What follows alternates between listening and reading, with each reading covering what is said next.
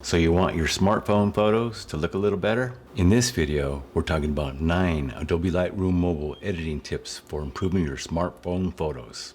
Coming up.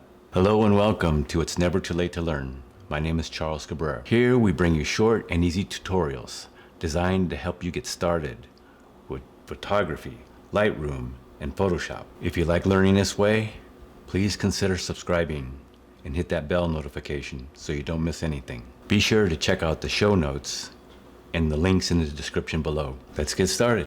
Tip number 1. Let's fix the exposure and lighting on this photo.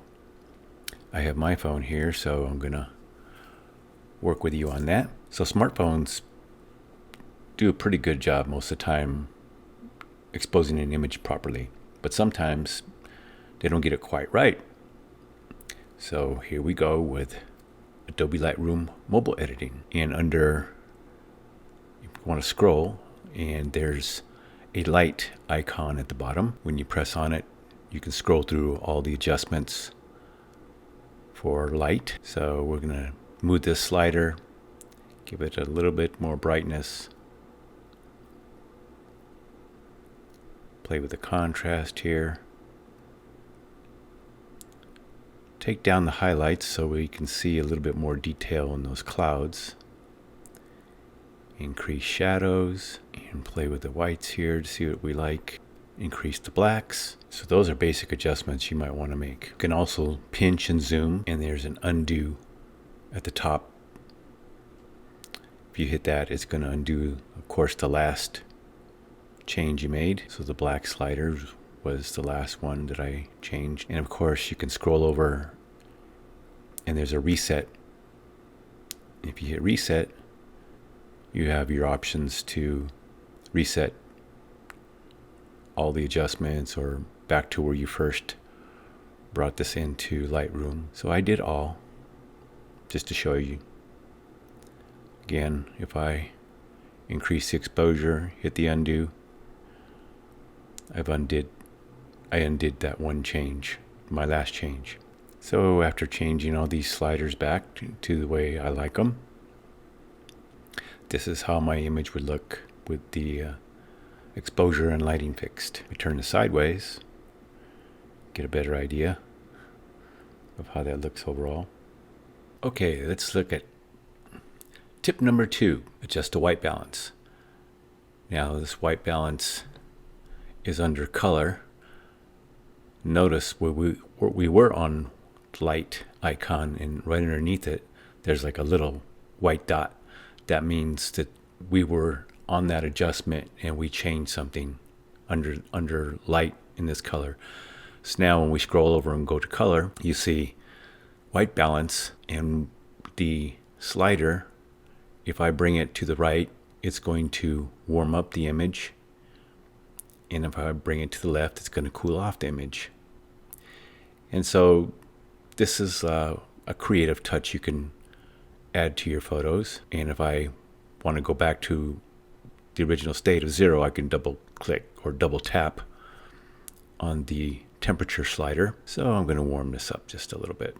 Tip number 3, make those colors pop, especially for a landscape photo like this. You can use the vibrance and the saturation sliders. So vibrance will give you an increase, little bit more subtle in your color.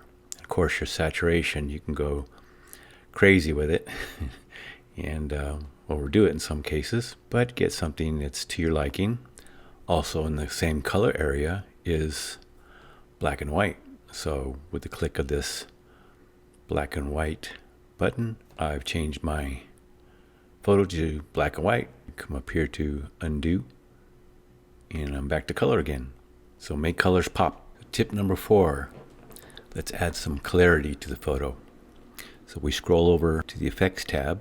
Here we can actually add clarity to the photo. You can see what it does in the areas what they call the midtones. Gives a little bit more definition there. Haze, in case you're in a photo where it looks hazy, you can adjust this takes care of that. If you wanted to add a vignette, but we probably won't add one here, but you have that option. And also if you wanted to add a little graininess to the photo for effect, you can do that too. And texture, that basically would smooth things out, but I'm going to leave that off. So there you have it. We added a little clarity to the photo. Okay, tip number 5, cropping your image. So we can slide over here to the crop, and there's a few things we can do. So there's handles right here that you can adjust your crop like that. If you like that crop, there's the little check box on the lower right hand side that when you click that, it uses that crop. I'm going to undo this. You could flip the image horizontally. So if you have a face and they're looking that way, you can flip it the other way. I'll flip that back. You flip something vertically. That don't work. We'll flip that back. You can also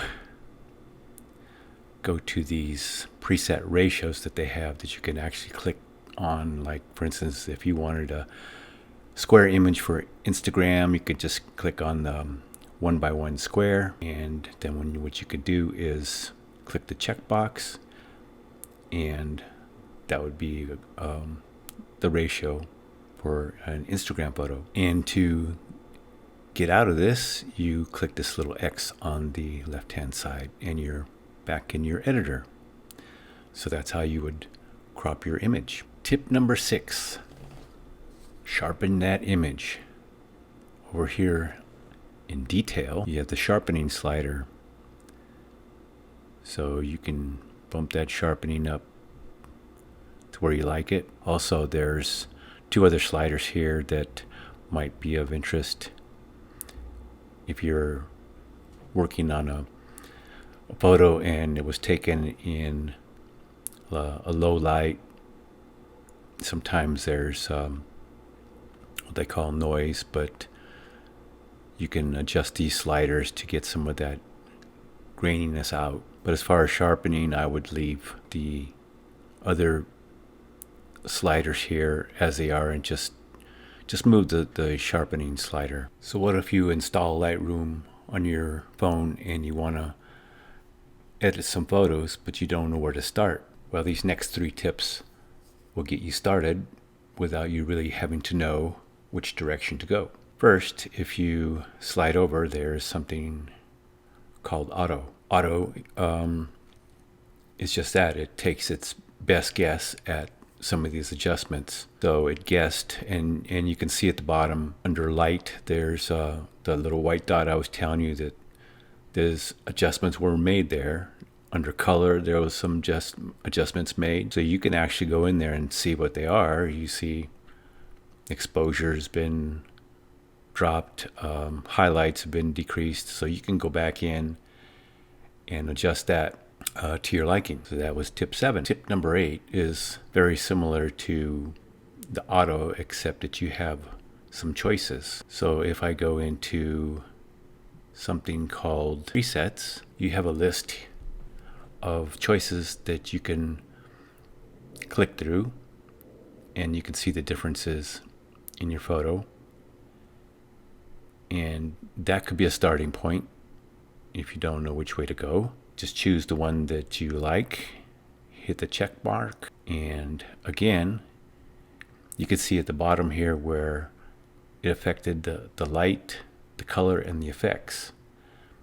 So you can go in there to any of these and change them to the way you like it. So that was tip number 8. So tip number 9 is something similar to the presets, and it's called profiles. Now presets changed all those sliders that we were working on before, but profiles, if you click on that, it's basically a change to the overall photo. It's an overall look, and then you would have to go back into all these sliders and adjust them to your liking. Like you would have to go back into light and adjust your contrast and exposure. So all these tips that I provided are available in the free version of Adobe Lightroom Mobile, and that's available on iOS and Android in the App Store. So remember, there's a free and paid version of Adobe Lightroom Mobile. Choose which one is best for you. So that brings us to the question of the day. What app are you currently using to edit your photos on your phone? Let me know in the comments below. So thanks for watching. If this was helpful, please hit that like button and consider subscribing. If you want more short tutorials like this, check out the videos above. And remember, it's never too late to learn. See you in the next video.